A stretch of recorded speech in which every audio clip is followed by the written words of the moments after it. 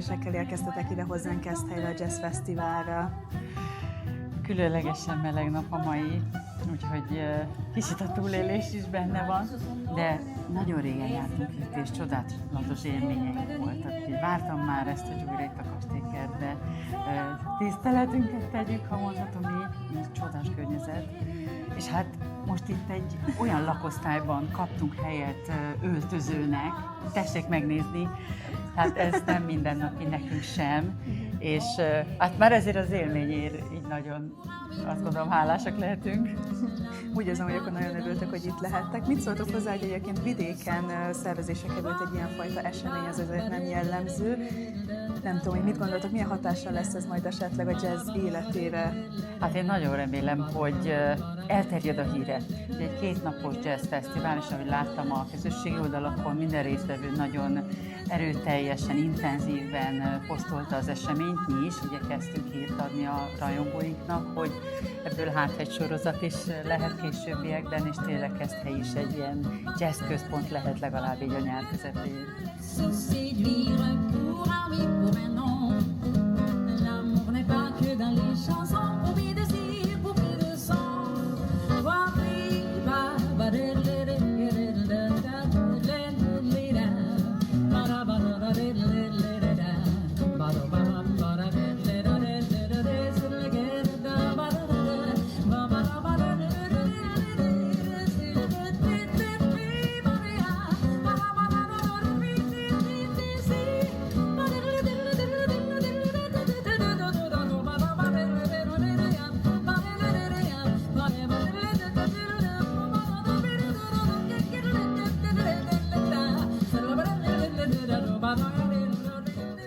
Megfertőződik az ember, ha csak nem otthon kapja. Én nem otthonról kaptam, mert nálunk azért a jazz hallgatás gyerekkoromban nem volt jelen.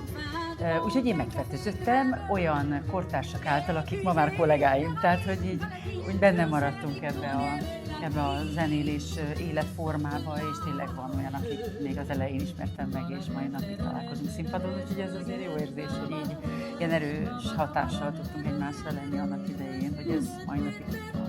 Milyen előadók például, akik így kortársak, akiket említettél, hogy a mai napig akár aktívak így a szakmában? Sokat mondhatnék, mi aztán ugye együtt bekerültünk a zeneművészetének a jazz tanszékére, és ott egy padban ültünk, kvázi ott megtanultuk a szakmát, és utána meg így, hát sok név van, most nem akarnék egyet kiemelni, hogy ne bántsak meg másokat, de például a zenekaromban is van olyan, akivel már 20 éve együtt zenélek, a nagybőgősünk például Sárkány Sanyi, vagy akár a gitáros partneremet, Pintér Tibort mondhatnám, akivel duóban is muzsikálunk, 20 éves jubileumunkat ültük ősszel, szóval, hogy ezek már régi kapcsolatok, de nagyon jól működnek, és hát tényleg már egy levegővételből érezzük egymást a színpadon, ez nagyon segíti a dolgot.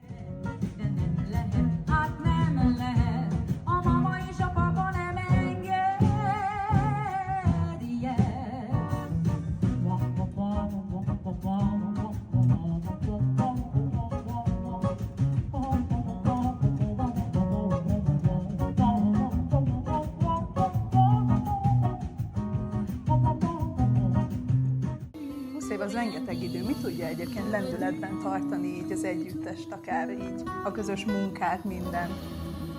Szeretjük a muzsikát, én szerintem ez nagyon motiváló mindenkinek, ezért szeret gyakorolni, ezért szeret különböző ilyen zenei projektekben, vagy a jazzben ugye ilyen jam sessionöknek mondjuk ezeket, amikor nem biztos, hogy minden meg van beszélve, csak úgy az örömme a játéknak ott van, szóval ezekben úgy, például ma egy helyettes dobosunk van, nem a swingisztiknek az állandó dobosa, mert ő éppen most legfrissebb apai örömök elé néz, úgyhogy Molnár Mátyás helyettesíti őt, és na erről csak annyit, hogy nem volt most alkalmunk a Matyival egy próbát összehozni, úgyhogy majd remélem a koncerten az hallható lesz, hogy nem hallatszik, hogy helyettes dobosa jöttünk. Tehát, hogy azért ezek a muzsikusok már így az évek alatt akkora rutint szereztek, és hát professzionálisak a hangszerükön, hogy ezek így nem befolyásolják negatívan az ilyen jellegű eseteket, vagy eseményeket, mert egyszerűen most van bennünk egy izgalmasabb, és kicsit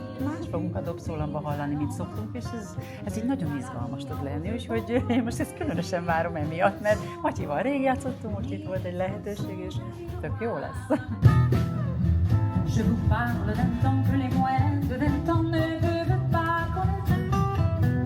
Montmartre en chocolat, accroché sous l'image sur son nos fenêtres. Et c'est le bleu garni qui nous servait de nid, ne payait pas de mine.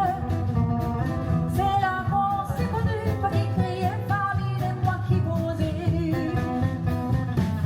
La bonne,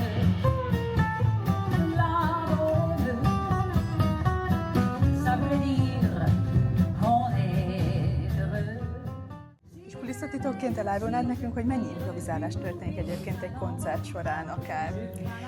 A mi műsorunkban, amit ide Keszthelyre hoztunk, ugye a Swingistic nevű ilyen gypsy swinges francia dalokkal főleg megtűzdelt műsor.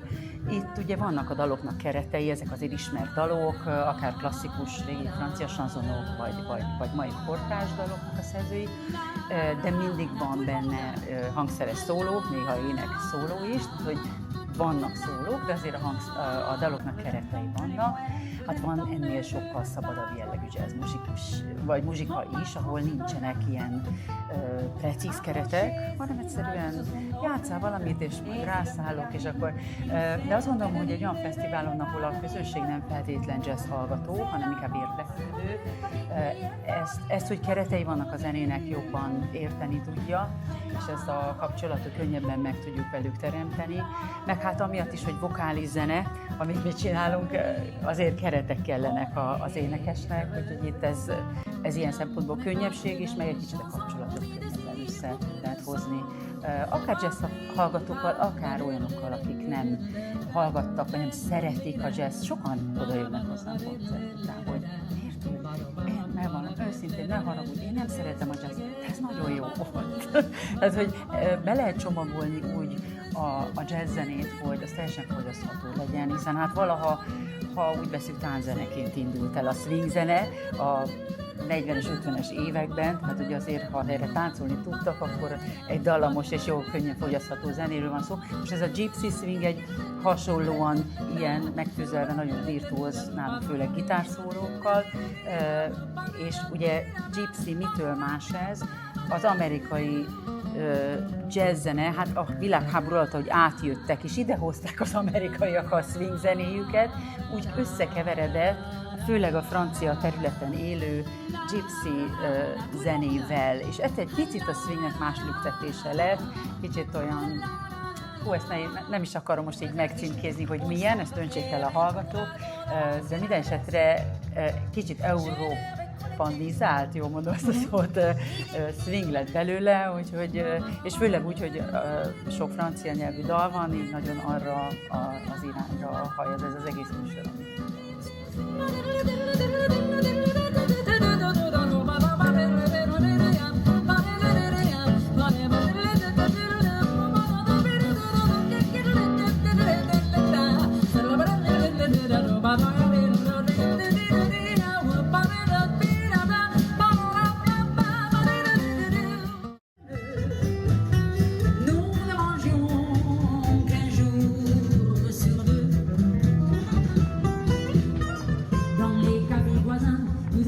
Quelques-uns qui